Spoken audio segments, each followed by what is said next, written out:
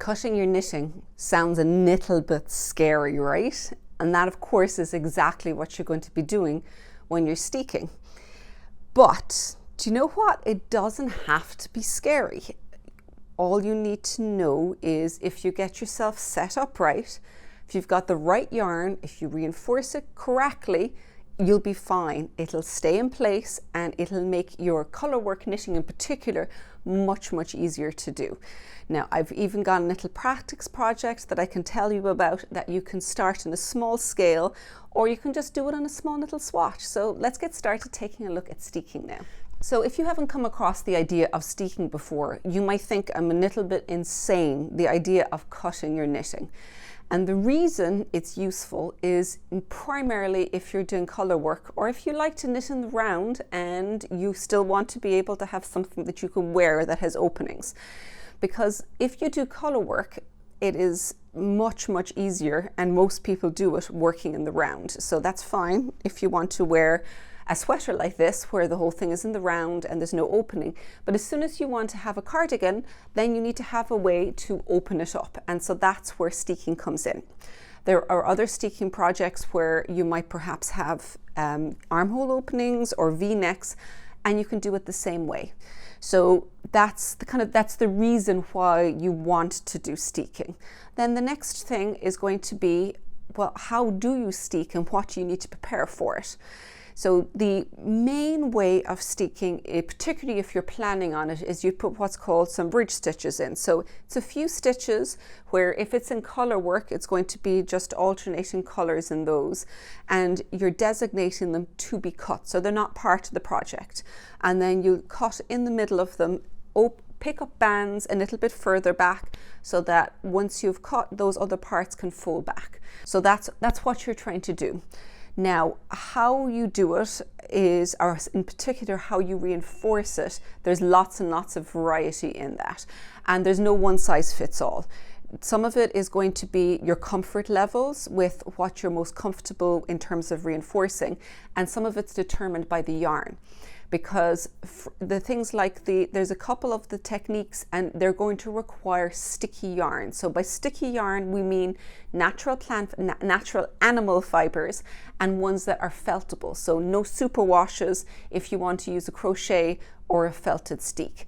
Now, if you have done color work and you've done it, for instance, in a superwash yarn, then there are still options out there. For that, you'd need to do what would be known as a sewn steek, where on each side of the place you're going to cut, you just sew a line of sewing with a sewing machine, or you could do it by hand if you do it very carefully.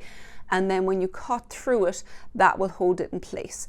You can use it with other types of yarn as well, but that you absolutely have to use a sewn steek if you've got a plant fiber, a non-feltable yarn such as superwash. So that's the first type that you're looking at. The next one that I've used fairly frequently would be a crochet reinforcement.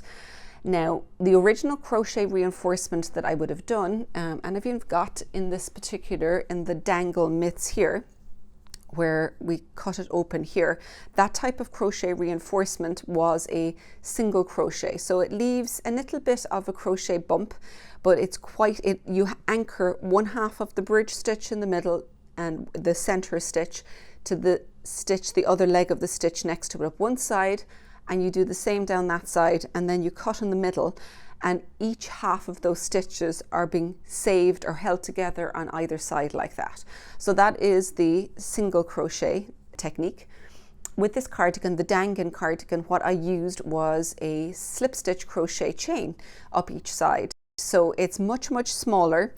You have to be careful that it doesn't get pulled too tight. But the advantage to it is that it's much tidier, much more flush with the surface of your knitting. So after you cut, it virtually disappears. And from what I experienced with this, it seems to hold the stitches together as stably as the single crochet. So if you haven't used it before, I would definitely suggest giving it a shot, trying it out. And then the final method that you can use that I've only recently started investigating is the felted steek.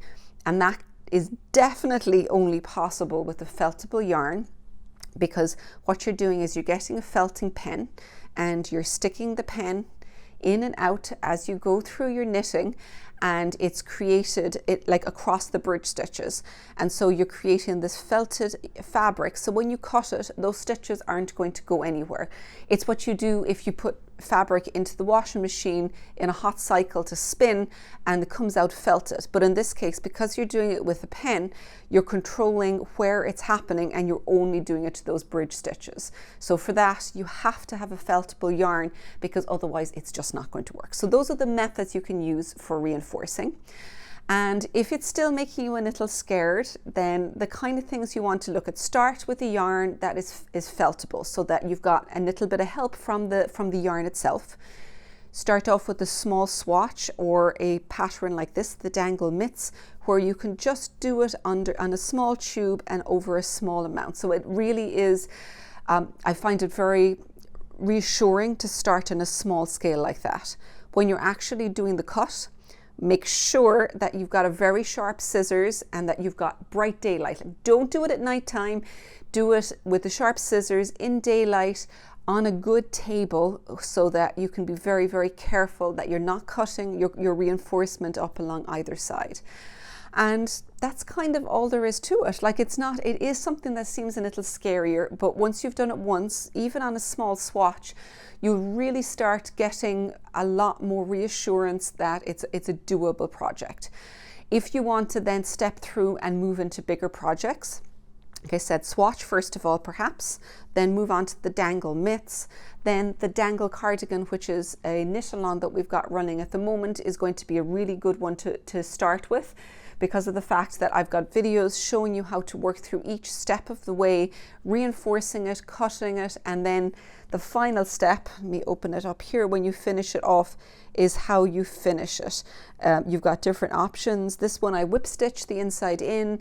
You can also put a ribbon on the inside. There's basically, the sky's the limit. Anything that tidies it up and means that the inside is both stable and looks attractive. If this video has helped you feel a little bit more confident about steeking, make sure you like it. And if you want to see more of our tutorials, then make sure you subscribe to the Stolen Stitches channel. And I would also love to know, have you ever steeked before, or are you planning on trying? Share it in the comments below. I would like to know where you're going with your steeking.